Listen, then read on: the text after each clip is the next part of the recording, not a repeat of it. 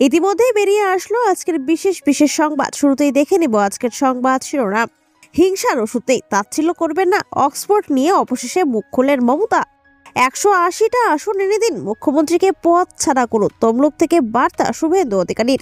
25 লক্ষ টাকা গায়েব করেছেন, এবার বোমা ফাটালেন শাহজাহানের স্ত্রী। কার বিরুদ্ধে অভিযোগ? বিধানসভা উত্তাল, শুভেন্দু অধিকারীর ওপর হামলার প্রতিবাদে বিজেপির বিক্ষোভ। চরমে তৃণমূলের গোষ্ঠী কোন্দল, বীরভূমে যা হচ্ছে শুনলে থ হবেন। এতক্ষণ দেখছিলেন সংবাদ শিরোনাম, এখন জানিয়ে দেব বিস্তারিত সংবাদ। সম্প্রতি অক্সফোর্ড বিশ্ববিদ্যালয়ে মুখ্যমন্ত্রী মমতা বন্দ্যোপাধ্যায়ের বক্তৃতা দেওয়া নিয়ে শুরু হয়েছে চর্চা। অক্সফোর্ডে মমতা বন্দ্যোপাধ্যায় বক্তৃতা দেবেন বলে জানানো হয় তৃণমূলের পক্ষ থেকে, কিন্তু তারপর বিশ্ববিদ্যালয় কর্তৃপক্ষের পক্ষ থেকে এই বিষয়ে অবগত না থাকার একটি চিঠি আসে বলেও খবর ছড়িয়ে পড়ে, আর যার জেরে নতুন করে শুরু হয় রাজনৈতিক চর্চা। অবশেষে এই বিষয়ে মুখ খোলেন মুখ্যমন্ত্রী মমতা বন্দ্যোপাধ্যায়। এদিন এক সাংবাদিক সম্মেলনে তিনি জানান, বেঙ্গল বিজনেস সামিটে যে শরিক দেশগুলি অংশগ্রহণ করে সেখানকার রাষ্ট্রীয় প্রতিনিধিদের দ্বারা আমন্ত্রণ পেলে তা রক্ষা করার চেষ্টা করেন তিনি। আর সেই মতোই 4 দিনের ইংল্যান্ড সফরে যেতে চলেছেন মুখ্যমন্ত্রী এবং সেখানকার সফর সূচি সম্পর্কেও অবগত করলেন তিনি। সেদেশে ভারতীয় দূতাবাসে অনুষ্ঠান, 24 তারিখ ভারতীয় হাই কমিশনের অনুষ্ঠান, 25 তারিখ বিজিবিএস নিয়ে বৈঠক, 26 তারিখ G2G কর্মসূচি, 27 তারিখ অক্সফোর্ডে অনুষ্ঠান রয়েছে বলে জানিয়েছেন মুখ্যমন্ত্রী এবং আগামী 28 তারিখ পুনরায় দেশে ফিরছেন মমতা। বিজিবিএস এর শরিক দেশের আমন্ত্রণে 2 বছরে একবার বিদেশ সফরে যান মুখ্যমন্ত্রী, কিন্তু কুচক্রীদের ষড়যন্ত্রে অনেক সময় বিদেশ সফর সহ দিল্লি সফরও ভেস্তে যায়। তার নাম না করেই বিরোধী দলকে আক্রমণ করলেন মমতা। এদিন সাংবাদিক বৈঠকে মমতা বলেন, সেন্ট জেভিয়ার্স এবং কলকাতার বিশ্ববিদ্যালয় আমাকে সামরিক ডিলিট উপাধি দিয়েছেন, কিন্তু আমি কি কখনো তা উল্লেখ করি? আমি সামান্য একজন বাংলা মিডিয়ামের ছাত্রী, হতে পারি একজন শিক্ষাহীন ভিক্ষুক, কিন্তু তাহলে একজন সাধারণ মানুষকে তাচ্ছিল্য করবেন না। এদিন তিনি আরো বলেন, শিক্ষা হলো মানবিকতার পরিচয়, কাউকে তাচ্ছিল্য করার অস্ত্র নয়। শুধু তাই নয়, রাজ্য সরকারি কর্মরত বহু কর্মী বা অফিসার এমন আছেন যাদের পরিচিত বা সন্তানরা বিদেশে পড়াশোনা করেন। এদিন সে কথা মনে করিয়ে দিলেন মুখ্যমন্ত্রী মমতা বন্দ্যোপাধ্যায়। তবে সব থেকে বড় বিষয়, এদিন মুখ্যমন্ত্রী বলেন যে হিংসার কোনো ওষুধ হয় না।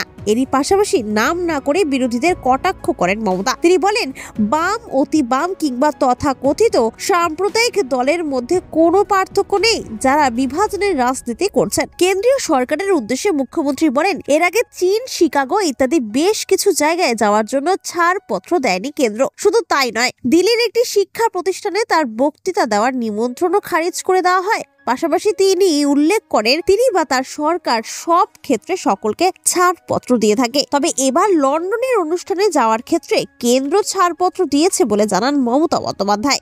আসছি পরবর্তী সংবাদে।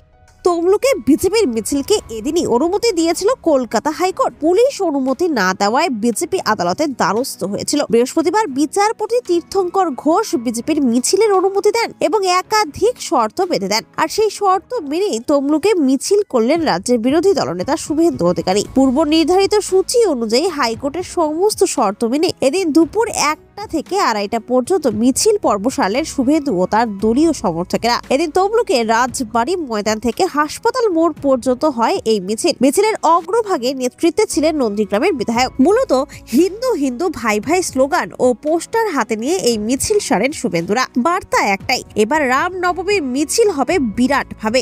সবাই নিরাপদে, ভয় দূরে সরিয়ে রেখে হিন্দুত্ব উৎসবে মেতে উঠুন। হিন্দু জাগরণ ঘটেছে তা এই সরকারকে বুঝিয়ে দিন। এদিন কার্যত এমন বার্তাই দেন শুভেন্দু অধিকারী। মিছিল শেষে বক্তব্য রাখতে গিয়ে শুভেন্দু বলেন, প্রথমেই আমি ধন্যবাদ জানাবো হাইকোর্টকে আমাদের মিছিল করার অনুমতি দেওয়ার জন্য, কেননা তমলুক একটি রুচিসম্মত শহর, এখানে ধর্মীয় মানুষদের বাসস্থান। কিন্তু সেখানেই জিহাদিরা যখন এসে তাণ্ডব করলো তখন পুলিশ গাড়ি ঘুরিয়ে পালালো, ওদেরকে রোখার বদলে নিজেরাই গা ঢাকা দিল।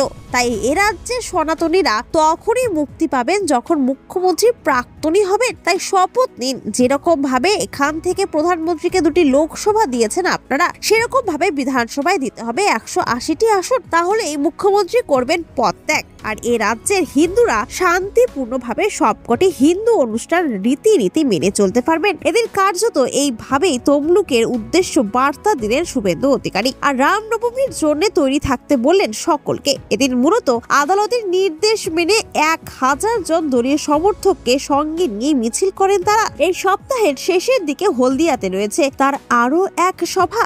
আসছি পরবর্তী সংবাদে।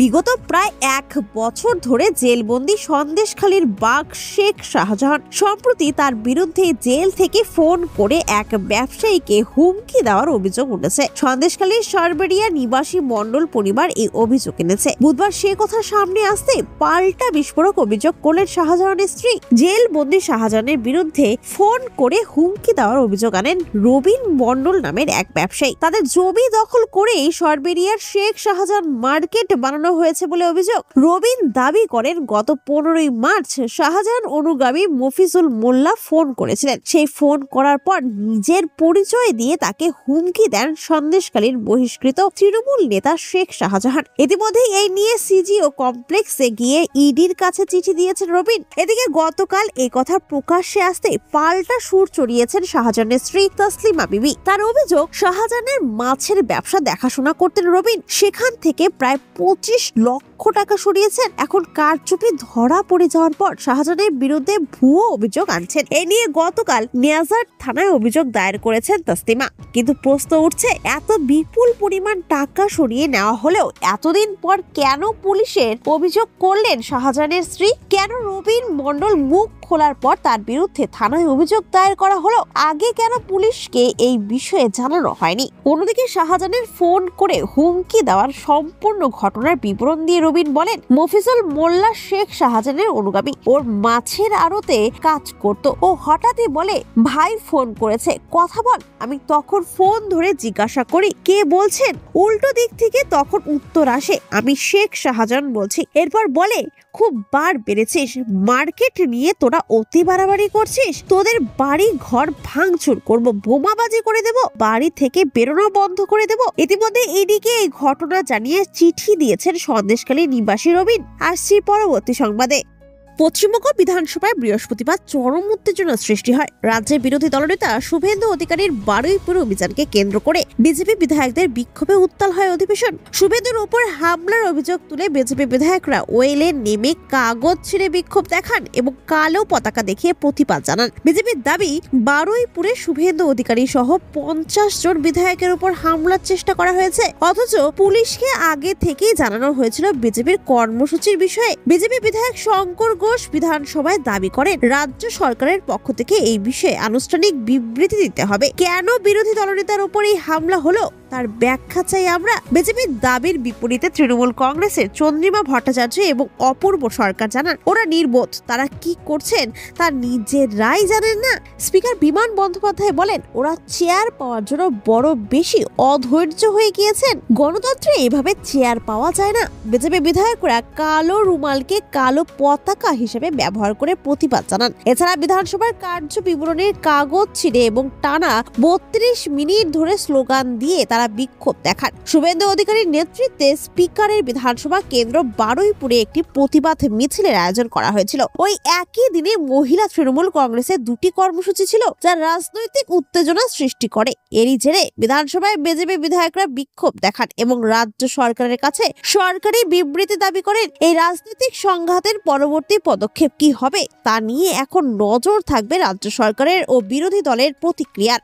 আর পরবর্তী সংবাদে, বছর ঘুরলে রাজ্যে বিধানসভা নির্বাচন। 26-এর এই নির্বাচনকে সামনে রেখে সবাইকে একসাথে চলার বার্তা দিয়েছেন স্বয়ং তৃণমূল নেত্রী তথা রাজ্যের মুখ্যমন্ত্রী মমতা বন্দ্যোপাধ্যায়। একই বার্তা দিয়েছিলেন দলের second in command Abhishek Bandyopadhyay. কিন্তু অভিযোগ, স্বয়ং মুখ্যমন্ত্রী এবং অভিষেক বন্দ্যোপাধ্যায়ের নির্দেশ মানা হচ্ছে না বীরভূমে। বুধবার বীরভূম জেলা পরিষদের সাংবাদিকদের মুখোমুখি হয়ে এমনই বিস্ফোরক দাবি করেছেন বীরভূমের সমাধিপদ ফয়জুল হক ওরফে কাজল শেখ দলের নির্দেশ অমান্য করে কোনো কোর কমিটির মিটিং ডাকা হচ্ছে না বলে ক্ষোভ প্রকাশ করেছেন তিনি। তার দাবি, সেখানে নাকি উল্টে বর্ধিত জেলা কমিটিকে বেশি গুরুত্ব দিয়ে মিটিং ডাকা হচ্ছে। এই কারণেই নাকি তিনি দুটি মিটিং এ উপস্থিত হননি। তবে বিষয়টি রাজ্য নেতৃত্বকে জানাবেন বলে উল্লেখ করেছেন কাজল শেখ। কোনো রাগ ঢাক না রেখেই জেলা সভাপতি অনুব্রত মণ্ডলের বিরুদ্ধেও সরাসরি ক্ষোভ উগরে দিয়েছেন তিনি। কাজল শেখের কথায় দলনেত্রী মমতা বন্দ্যোপাধ্যায় সকলকে নিয়ে চলার বার্তা দিয়েছেন।